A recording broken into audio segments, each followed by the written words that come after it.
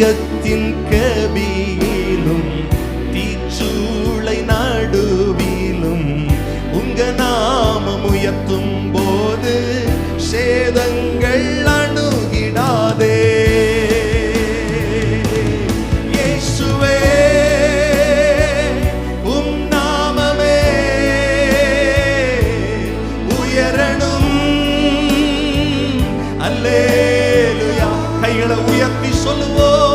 இயேசுவே